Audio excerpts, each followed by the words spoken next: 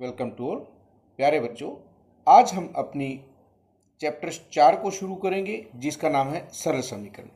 कई बार हमें ऐसी पहेलियां या प्रश्न पूछे जाते हैं जिनका जवाब हमें देना होता है। इसी प्रकार के कुछ क्वेश्चन सरल समीकरण में होते हैं। मान लीजिए आपके अध्यापक आपको एक संख्या सोचकर उसे 4 से गुणा करके 5 जोड़ने पर आपसे उसका उत्तर पूछते हैं, तो क्या आप बता सकते हैं कि सोची गई संख्या क्या थी? ये अध्यापक अपने आप बता देते हैं यदि आप उन्हें उत्तर बताएंगे। मान लीजिए रोहित का उत्तर 65 है, यानी कि उसने कोई संख्या सोची, उसे 4 से गुणा करके और 5 जोड़ दिया और उसने टीचर को बताया कि उसका उत्तर 65 है। तो क्या आप बता सकते हैं कौन सी संख्या उसने सोची थी? तब तक आप सोचिए, एक और प्रश्न आपके लिए है। यदि रवि एक संख्या को 10 से गुणा करके उसमें से 20 घटाने पर 50 प्राप्त करता है, तो क्या आप बता सकते हैं उसने कौन सी संख्या सोची थी? इस प्रकार के प्रश्न हमें सरल समीकरण में करने होते हैं। सरल समीकरण हमारा एक ऐसा तरीका है जिसकी सहायता से इस प्रकार के प्रश्नों का हम जवाब देते हैं। आइए सबसे पहले अपने पहले प्रश्न का जवाब देखते हैं। क्या था? रोहित ने जो संख्या सोची उसे 4 से गुणा करके उसमें 5 जोड़ा और उसका उत्तर था 65। यदि वो 5 ना जोड़े तो उसे क्या प्राप्त होगा? 60 प्राप्त होगा। यानी कि हमने जो जोड़ा था, यदि हम उसको उत्तर में से घटाएं तो हमें 60 मिलता है। यानी हमारे पास जो यहाँ पर बचा सोची गई संख्या गुणा 4 है। सोची गई संख्या हमें बतानी है, उसको 4 से गुणा करने पर हमें 60 प्राप्त हुआ है। यदि हम 4 से भाग कर दें तो हमें क्या प्राप्त होगा? 15। यानी कि उसने 15 को 4 से गुणा करके और 5 जोड़ा था। 60 जमा 5, तभी उसका उत्तर जो है वो 65 आया था। इस प्रकार हम बता सकते हैं। रवि की समस्या का हल देखिए कैसे करेंगे। रवि ने संख्या को 10 से गुणा करके उसमें से 20 घटाया है। यदि वो 20 ना घटाए तो उसे क्या मिलेगा? मान लीजिए इस सोची गई संख्या को हम x लेते हैं, ठीक है, और हमें इस x की वैल्यू ज्ञात करनी है। इसे हम चर या वेरिएबल कहते हैं। अब बात आती है कि हमने जैसा कि अभी बताया, यदि उसने जो 20 घटाया है वो 20 ना घटाता तो उसके पास क्या होता? एक तो ये सोची गई जो संख्या है गुणा में 10, उसके पास होता 50 जमा 20, उसके पास था 70। क्योंकि 20 घटाने पर 50 आया है, वो 20 ना घटाए तो उसके पास क्या होता? 70 होता। उसने संख्या को 10 से भी गुणा किया है। यदि हम इसे 10 से गुणा ना करें तो हमारे पास जो संख्या होगी वो क्या होगी?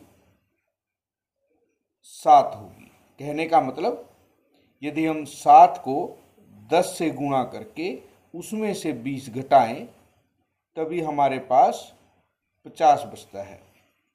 तो इस प्रकार हम इस प्रकार के प्रश्नों को हल करते हैं। आइए हम देखते हैं इसमें क्या क्या करना है। सबसे पहले तो समीकरण क्या है, आप उसे कैसे पहचानेंगे? जो सरल समीकरण है, सबसे पहले उसमें एक चर होना चाहिए जिसे हम इंग्लिश में क्या कहते हैं? वेरिएबल।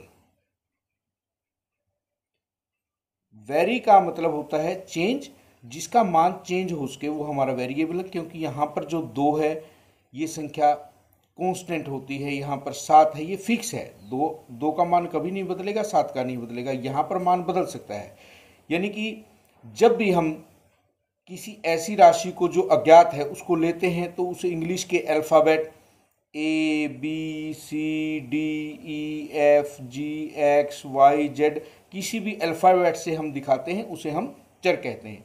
यदि हम इस बराबर को लेते हैं तो ये हमारी समीकरण की दूसरी पहचान है। यानी समीकरण में एक चर और एक समता का चिन्ह जो हम बराबर का निशान कहते हैं जिसे, ये दोनों ही जरूरी हैं। यदि हम सिर्फ इतना लिख दें तो ये हमारा बीजीय व्यंजक है। जब तक हम इसमें बराबर का निशान नहीं लगाएंगे तो ये हमारी समीकरण नहीं बनेगी। यहां पर हमारे पास बराबर से दोनों तरफ जो भी लिखा होता है, एक को हम लेफ्ट हैंड साइड कहते हैं और इस साइड में जो है हमारा उसे राइट हैंड साइड कहते हैं। इसको हम हिंदी में बायां पक्ष और दायां पक्ष बोलते हैं। जो ये हमारी दो साइड हैं बराबर से, जैसे कि हमने यहाँ पर देखा, इस तरफ बाईं तरफ लेफ्ट हैंड साइड में x जमा 2 है और राइट हैंड साइड में 7 है। कम से कम एक तरफ चर अवश्य हो। जब भी हम हल करेंगे हमारे पास चर भी होना चाहिए और बराबर का निशान। और बराबर का निशान जब हमें दिया है लेफ्ट हैंड साइड या राइट हैंड साइड, दोनों में दोनों तरफ भी चर हो सकता है, परंतु एक तरफ कम से कम चर अवश्य हो। अब हम देखते हैं इन्हें किस प्रकार हमें हल करना है। पहला हमारे पास प्रश्न है, समीकरण हमें दी हुई है, चर का मान दिया हुआ है, हमें बताना है समीकरण संतुष्ट होती है या नहीं। सबसे पहले आप देखिए, ये हमारा बराबर का निशान है और यहाँ पर x जमा 3 है, ये लेफ्ट हैंड साइड और ये राइट हैंड साइड। हमने लिख दिया है बायां पक्ष यानी कि left hand side x plus 3 है और राइट हैंड साइड हमारे पास 0 है। हमें चर का मान 3 दिया हुआ है। यदि हम चर का मान रखेंगे, वो किस साइड में रखेंगे, लेफ्ट हैंड साइड में हमारे पास चर है, तो यहां पर हम जो हमें x की वैल्यू दी हुई है, हमारा चर जो है x है, यहां पर 3 रखते हैं। तो 3 जमा 3 क्या हुआ, 6। और हमारे पास राइट हैंड साइड में क्या है, 0। लेफ्ट हैंड साइड और राइट हैंड साइड बराबर नहीं हुई, जबकि हमने कहा था लेफ्ट हैंड साइड और राइट हैंड साइड हमेशा क्या होती है, बराबर होती है। हमें चर का मान रखने के बाद देखना है क्या हमें जो चर का मान रखने के बाद प्राप्त हुआ है वो मान और जो हमें दिया हुआ है राइट हैंड साइड का मान लेफ्ट हैंड साइड का, वो बराबर हैं या नहीं। यदि वे बराबर हैं तो हम कहेंगे समीकरण संतुष्ट होती है। अगर वे बराबर नहीं है हम कहेंगे समीकरण संतुष्ट नहीं होती। यहाँ पर हम कह सकते हैं समीकरण संतुष्ट नहीं होती क्योंकि यहाँ पर लेफ्ट हैंड साइड 6 है और राइट हैंड साइड हमारी 0 है। अब हम दूसरे भाग में देखें, यहाँ पर भी हमारा जो समीकरण है वही है जिसका लेफ्ट हैंड साइड x जमा 3 है और राइट हैंड साइड हमारे पास देखिए 0 है। ये लेफ्ट हैंड साइड है हमारा और ये राइट हैंड साइड। यहाँ x की वैल्यू हमें दे दी है 0, क्योंकि अभी हमने कहा चर का मान बदल सकता है। यहाँ पर हमें x की जगह 0 रखना है। 0 जमा 3, 3 में 0 को जोड़ेंगे हमारे पास होता है 3।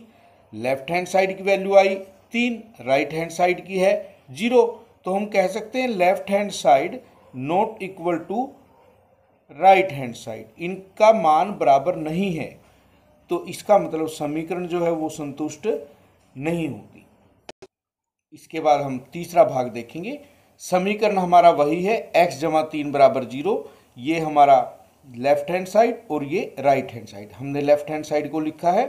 अब हमारे पास x की जो वैल्यू है चर की वो है -3। यहाँ पर रख के देखते हैं, -3 जमा 3, 3 में से 3 गया 0। हमारी लेफ्ट हैंड साइड की जो वैल्यू है वो 0 है और राइट हैंड साइड की जो वैल्यू है वो 0 है। हम कह सकते हैं कि left hand side is equal to right hand side. तो इसका मतलब समीकरण जो हमें दी हुई है वो इस मान पर संतुष्ट होती है। हमें ऐसा ही मान देखना है जिससे कि समीकरण का लेफ्ट हैंड साइड और राइट हैंड साइड बराबर बनता है। वही हमारा वो जो मान होगा हमारा वो समीकरण का हल होगा। उसके बाद x माइनस 7 बराबर 1, x की वैल्यू 7। सबसे पहले हमने लेफ्ट हैंड साइड को लिख दिया, ये लेफ्ट हैंड साइड है, ये राइट हैंड साइड है। Left hand side x minus 7 है, राइट हैंड साइड 1 है। जहां हमारा चर है उसकी हमें वैल्यू रखनी है। x की वैल्यू दी हुई है हमें 7, 7 माइनस 7 क्या होता है 0। जबकि राइट हैंड साइड में हमारे पास क्या है 1। हम कहेंगे लेफ्ट हैंड साइड बराबर नहीं है राइट हैंड साइड। जब बराबर नहीं है हम कहेंगे समीकरण संतुष्ट नहीं होती। अब देखते हैं x माइनस 7 बराबर 1 जबकि x बराबर 8 हो तो हम क्या करेंगे, सबसे पहले लेफ्ट हैंड साइड को लिखा, राइट हैंड साइड को लिखा। अब हम x की वैल्यू रखेंगे 8 माइनस 7, 8 में से 7 गया 1। अब हम देखते हैं जो लेफ्ट हैंड साइड है और राइट हैंड साइड है उनका मान बराबर है या नहीं। यहाँ हमारे को 1 मिला, राइट हैंड साइड में 1 था, हम कहेंगे लेफ्ट हैंड साइड बराबर है राइट हैंड साइड। इसका मतलब समीकरण जो है वो संतुष्ट होती है। इस प्रकार हमें करना है, आगे हम कल करेंगे। आज के लिए इतना ही।